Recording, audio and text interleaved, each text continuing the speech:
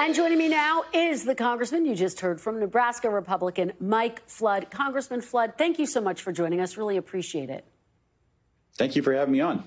So let me first ask you about the political landscape. We've seen some signs this week that the White House does have some anxiety about the political standing of Republicans. We just showed some of the anger that you heard directly from your constituents. Do you think, Congressman, that there is a reason to be concerned about Republicans' political standing right now? Well, I'm bullish on where we're going. I think we're going the right direction. Obviously, there's those that disagree. And by the way, anytime you change anything, change is hard for a lot of people. But what I tried to communicate at my town hall, and actually I think it was really good for me, and I think it was really good for those that attended. I tried to make the point, we're $36 trillion in debt. Doing nothing is not an option. We can disagree about what the next steps are, but we have to confront this federal deficit. We have to confront the debt head on. And ultimately, we had a spirited conversation. But I'm someone that believes that if you ran for office and you believe in what you're doing and the message you have, stand in the town square and engage with people. And even though I had a lot of people at that town hall that I know were upset at different issues, there were some things we agreed with. And I had a lot of people come up to me afterwards and say, you know what? I didn't vote for you, but I appreciate that you're doing this in person. I was going to say, I'm sure your constituents appreciated hearing from you. That engagement is so important to voters. I do want to play a little bit of the reaction you got when the topic of DOGE, those DOGE cuts, came up at your town hall. Take a look. I support Elon Musk and the Department of Government Efficiency.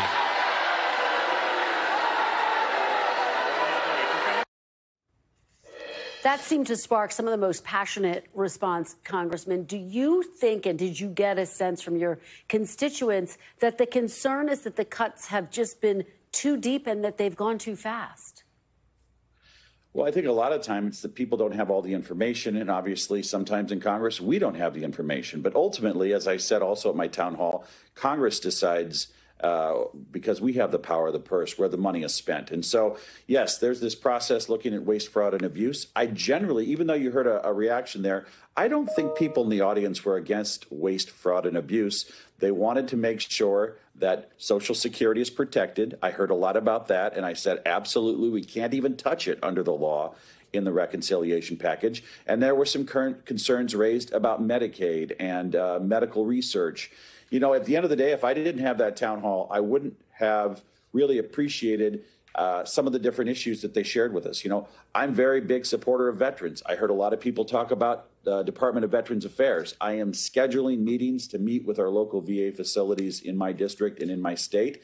And I'm going to have really good answers the next time I attend one of these town halls. I want to ask you about some of the other cuts. The National Weather Service suspended balloon operations in Omaha because of staffing cuts. You actually put out a statement this week. Let me read part of it. You said, through flooding, blizzards, tornadoes, and more, Nebraskans have relied on forecasts from the NWS, and it is my hope to see the agency continue to serve Nebraska well for many years to come. So do you disagree with these cuts to the National Weather Service? Well, I absolutely believe we need these weather balloons in the air, and it's a top priority. And I do have a plan to visit with both the federal and the local folks that serve our area out of the Valley, Omaha, Nebraska Weather Service office. And let me tell you, last year we had several really dangerous tornadoes just on the outskirts of Omaha.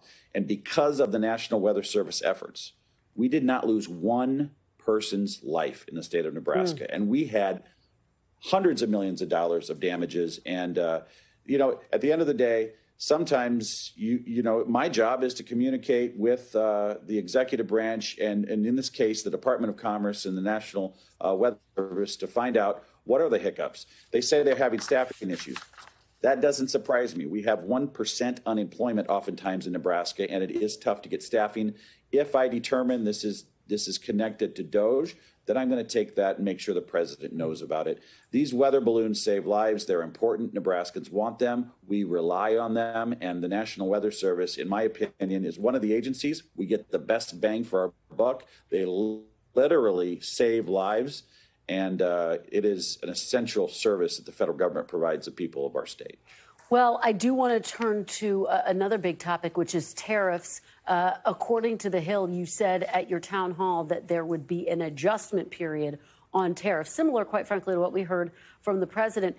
How long do you expect that adjustment period to last, in your reaction to what we saw on Wall Street today? Another down day. Consumer confidence is down. Well, in his first term, President Trump successfully used tariffs to produce great trade deals for the U.S. In his first term, he cut trade deals with Canada, Mexico, China, other countries. In 4 years, President Biden had 0 major trade deals by the end of his administration, and he pretty much continued what President Trump had been doing. When you're in an ag state, we rely on these international markets. The president said at his joint address in early March that he would be there to help the farmers and the ranchers during the adjustment period. If it's up to me, the adjustment period is as short as it can be, only long enough to make sure that we can get better trade and fair trade with as many countries across the globe as possible. And so I hold out. This is a unique situation. We have a president who did this in his first term, and it worked out well for Nebraska and the world, or in the country. We saw more investment. I have every confidence that he can do it again. Finally, I do want to ask you about the Yemen airstrike signal messages that were released this week. Your fellow Nebraska Republican, Don Bacon, told us, quote, "The White House is in denial that this was not classified or sensitive data. They should just own up to it and preserve credibility." Is Congressman Bacon right? Well, first of all, Congressman Bacon's a former general in the United States Air Force, and he has a lot better handle on what's classified and not classified. I don't have that background, but I can absolutely say this was more than a mistake. It needs to be dealt with very seriously. And the White House, together with all of these different agencies, have to do everything in their power to make sure this never happens again and restore the confidence of anybody that is concerned about the use of the Signal app to do anything like that. Do you still have confidence in the Defense Secretary and the National Security Advisor? I do. I've worked with Michael Walls, and I think the Defense Secretary is off to a good start. In fact, I think the entire Trump administration is off to a good start. I will say that, speaking very bluntly, everybody that I ran into in my district has concerns about the way that was done on Signal. And I think at the end of the day, I'm sure the president is addressing this. He's got an administration and a country to run, and I have every confidence that this will not ever happen again. But to General Bacon's point, Congressman Bacon's point, Senator Ricketts, and everybody else in our Nebraska delegation, we want to see accountability, and we want to move forward knowing this won't happen again. All right, Congressman Mike Flood, thank you so much for joining us. Really appreciate it. Thank you very much. Thanks for watching. Stay updated about breaking news and top stories on the NBC News app or follow us on social media.